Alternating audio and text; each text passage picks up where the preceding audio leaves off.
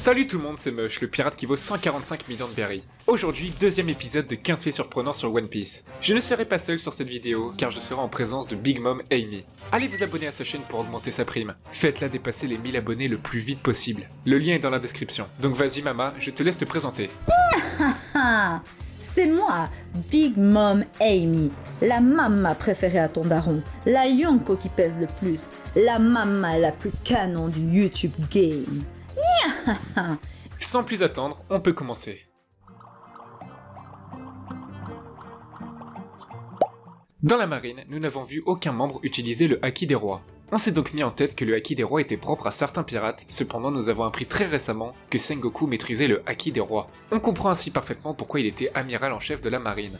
Pour Usopp, son père, en plus d'avoir un beau cul, était un exemple même s'ils ne se sont jamais vus en vrai. En effet, Yasopp a pris la mer pendant que sa femme était enceinte. On voit malgré tout que Yasopp est fier de son fils lorsqu'il le voit sur son avis de recherche après Dressrosa.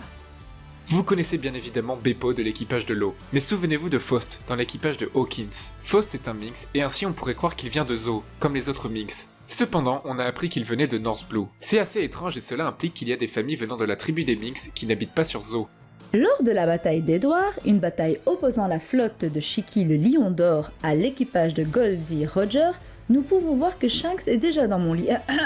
Je veux dire dans l'équipage. Il était bien jeune, mais d'après vous, quel âge avait-il ? 16 ans ? 17 ans ? Et non, car il avait 12 ans. Cela veut dire que s'il a rejoint l'équipage de Roger encore plus tôt que la bataille d'Edward, il était encore plus jeune. Il était déjà destiné à devenir un des plus grands pirates des mers. Vous connaissez tous Pandaman, le personnage que Oda adore cacher dans ses dessins. Mais est-ce que vous connaissez Tomato Gang ? C'est un collecteur de dettes qui poursuit Pandaman. Ainsi, lorsque vous voyez Pandaman caché dans un dessin, il se peut que Tomato Gang soit aussi caché pas loin. Il a recruté un personnage appelé Unforgivable Mask, qui est le plus grand rival de Pandaman. Ainsi, on remarque qu'Oda a l'air d'adorer cacher des personnages dans son manga. Regardez Charlos, ce personnage détestable qui a l'air d'être un gros flemmard depuis des décennies. À votre avis, quel âge a-t-il ? Pour ma part, j'aurais bien dit entre 40 et 50 ans à peu près. Mais non, il s'avère qu'il a 24 ans. Chalri, à sa petite sœur, n'a que 17 ans. Comme quoi, les apparences sont trompeuses. Comme maman, elle fait 30 ans alors que j'en ai que 20. Attention, ce fait est à prendre avec des pincettes. Vous devez probablement tous connaître cette image où on voit le numéro 944 qui a créé énormément de théories à propos de ce qu'il va se passer au chapitre 944. Le chapitre arrive très bientôt, ou peut-être qu'il est déjà arrivé, ça dépend de la date où vous regardez cette vidéo. Ne vous inquiétez pas, après le chapitre 944, j'ai l'impression qu'Oda veut encore jouer avec nos nerfs, car dans le color spread du chapitre 937, on peut voir un nouveau numéro qui pourrait potentiellement encore être un numéro de chapitre. Il s'agit du nombre 972. À la base, Sanji devait s'appeler Naruto. Starfula. En effet, Naruto veut dire tourbillon en français, et c'était en lien avec le sourcil de Sanji. Cependant, la publication de Naruto venait tout juste de commencer, et ainsi d'après Oda, cela s'avérait impossible de garder ce nom. C'est assez intriguant car du coup, s'il s'appelait Naruto, comment s'appelleraient ses frères Vinsmoke ?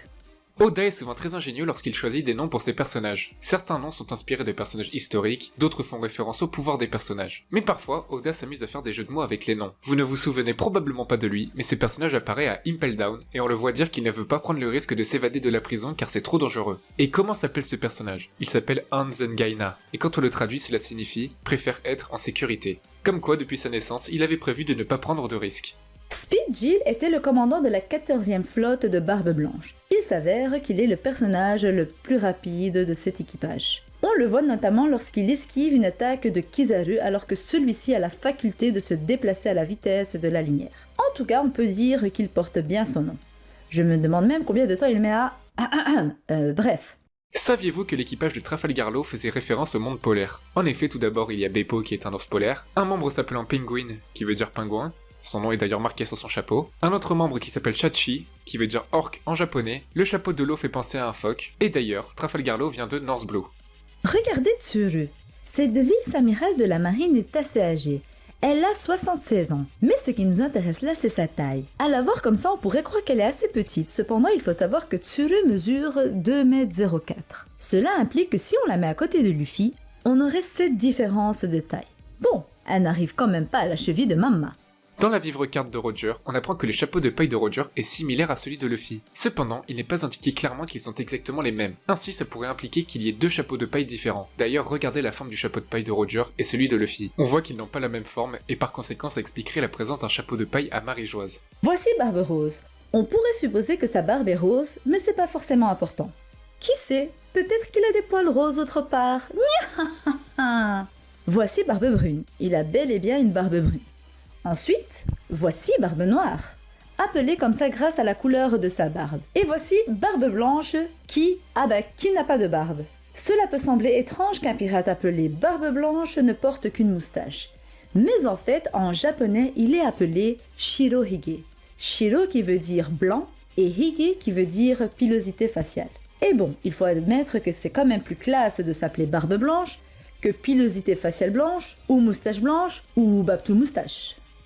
Kaido, aussi appelé la créature la plus forte du monde. Rien qu'en disant ça, on peut imaginer une montagne de muscles. Oui, c'est sûr, Kaido est très grand. Mais regardez comme il a presque l'air ridicule à côté d'autres personnages très grands. Comme quoi les tailles sont parfois très surprenantes dans One Piece.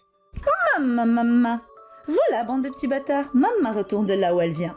En tout cas, si ça vous intéresse de suivre les aventures de Maman, vous savez ce qu'il vous reste à faire. Sinon, Mush, c'est quand tu viens voguer sur les mers avec moi?